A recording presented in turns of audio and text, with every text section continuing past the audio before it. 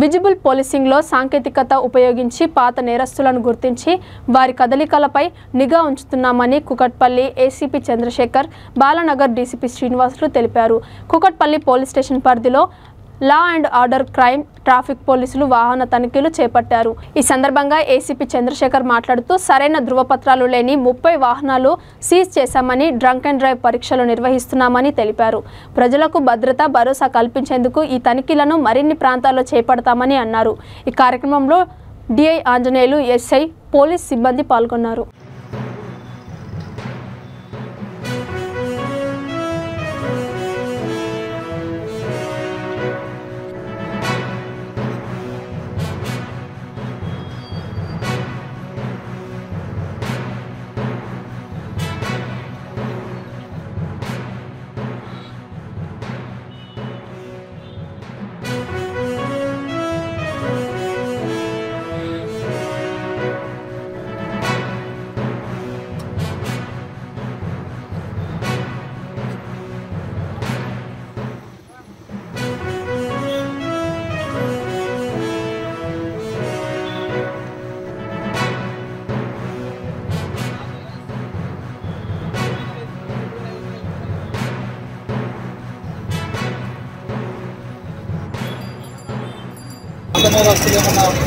తిరుగుతున్నారనే ఉద్దేశంతోనే popular checking ద్వారా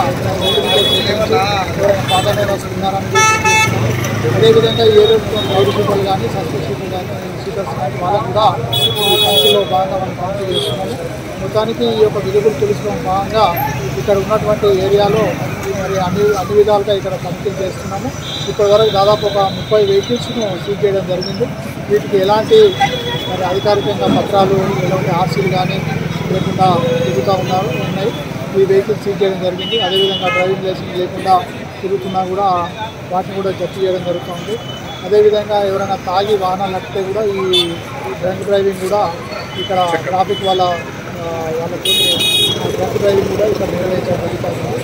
ఇటువంటి కార్యక్రమాలు ఇక ముందు కూడా అన్ని బస్తీలలో చేపట్టడం జరుగుతుంది.